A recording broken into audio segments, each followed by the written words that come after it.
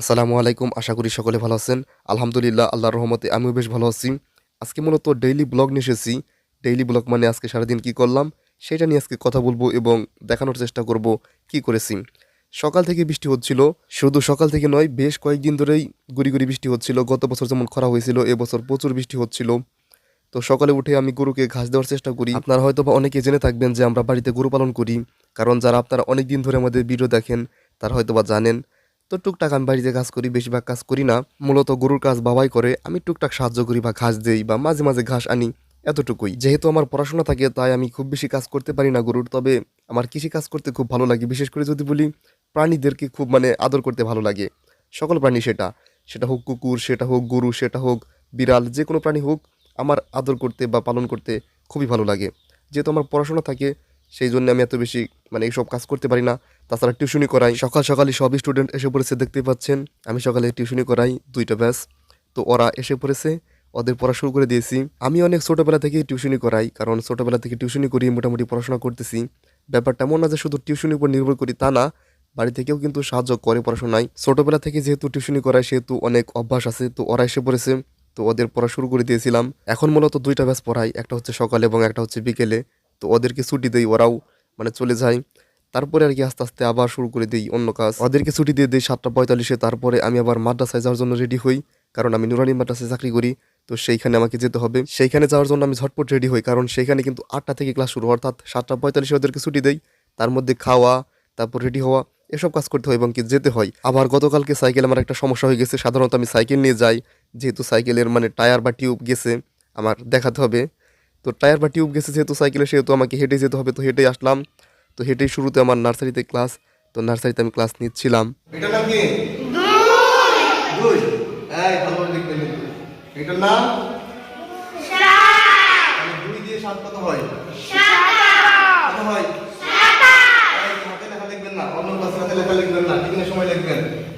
এখন থেকে আমরা ভাগ শিখবো। তিন আছে, তাহলে 3 থাকলে আর এখানে আছে আমার 27। এইখানে যে সংখ্যাটা থাকবে ওই সংখ্যার নাম তোমার বলতে হবে। এইখানে যে সংখ্যাটা থাকবে আমার এই সংখ্যার নাম তোমার বলতে হবে। তাহলে আছে আমার 3। তাহলে 3 এর নামটা বলে তো দেখি সবাই।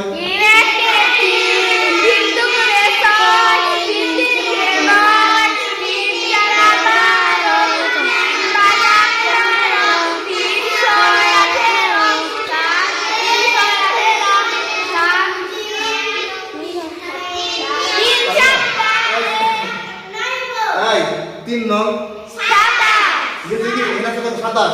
3 নং 3 নং 3 নং 27 আমার আছে এখানে কত? 27। আমি 3 এর নার্সারি ক্লাস শেষ হলে প্লেতে যেতে হয় এবং প্লের ক্লাস শেষ হলে তারপর আমার 2তে যেতে হয়। এবং দ্বিতীয় শ্রেণীদের স্টুডেন্টদেরকে আমি পড়াচ্ছিলাম, সেগুলো ভিডিও দেখছেন। এবং এদেরকে পড়াতে বেশ ভালো লাগে, আপনারা দেখতেই পাচ্ছেন। তো আমি আজকে ভাগ শিখাচ্ছিলাম, দেখছিলাম যে দেখো তোমরা এরকমভাবে করবা। তো এরকমভাবে তোমরা যদি না বুঝো তাহলে আমাকে জিজ্ঞাসা করবা, সব কিছু আমি বুঝে দিচ্ছিলাম। আজকে এদেরকে ভাগ শিখাচ্ছিলাম। এতদিন আমি এদেরকে গুণ শিখিয়েছি এবং এরা গুণ পারতো না, আমি সুন্দর করে শিখিয়ে দিয়েছি, মোটামুটি এখন সবাই পারে। তো আজকে আমি ভাগ শিখাচ্ছিলাম। আমি অঙ্ক বুঝিয়ে দেওয়ার পর কিছু শিক্ষার্থীকে বোর্ডে ডেকে এনেছিলাম যে তোমরা অঙ্ক করো। তো ওরা কিছু অঙ্ক পেরেছে, আবার কিছু অঙ্ক পারেনি।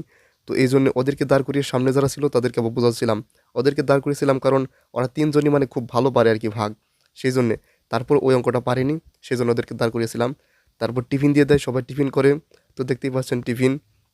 তো টিফিনে ওদের মসজিদের ভিতরেই হয়। এখানে দোকান আছে, দোকান থেকে ওরা টিফিন কিনে আনে, বা অনেকেই আছে আবার যারা কিনা বাড়ি থেকেও টিফিন আনে। তো সারাদিনই আজকে কিন্তু বৃষ্টি হচ্ছিল, সারাদিনই আর কি বৃষ্টি, একদম বৃষ্টি বৃষ্টি, এত বৃষ্টি, খুব বেশি বৃষ্টি ভালো লাগে না। এ মাস প্রায় সম্পূর্ণ বৃষ্টি। বৃষ্টি শেষে আবার ক্লাস। তো বেশ কয়েকটা ক্লাস নিতে হয় বৃষ্টি শেষে। 3টি ক্লাস আছে, আবার মাঝখানে একটি বিরতি আছে, অর্থাৎ সম্পূর্ণ ক্লাস মিলে মোটামুটি আমার 6টা ক্লাস। আর একটা বিরতি আছে আর কি মাঝখানে, 45 মিনিট। তারপরে মাদ্রাসা ছুটি দিয়ে দেয়, তারপর আমি বাড়িতে আসি। বাড়িতে এসে দেখি আমার একজন আত্মীয় এসেছে। তো দেখতেই পাচ্ছেন ওই আমার আত্মীয়। তো ওকে কিছু জিনিস জিজ্ঞাসা করছিলাম।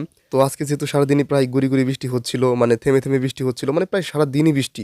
একটু থামে তো আর একটু নামে, আরেকটু নামে বলতে খুব বেশি জোরেই নামে আর কি বৃষ্টি, বেশ ভালোই বৃষ্টি। তো বাইরে দেখতেই পাচ্ছেন খুব বেশি বৃষ্টি, সারাদিনই বৃষ্টি হচ্ছিল। তো এই বৃষ্টিতে তো বাহির হওয়া প্রায় অসম্ভব। তারপরে গোসল করে এসেছি এই বৃষ্টির মধ্যে। তারপর সন্ধ্যার দিকে আমার একটু বাজার যেতে হয়, যেহেতু আমার বাবা একটু অসুস্থ, সেহেতু ওষুধ কিনতে আর কি যেতে হয়। তো আমি যাই বাজারে।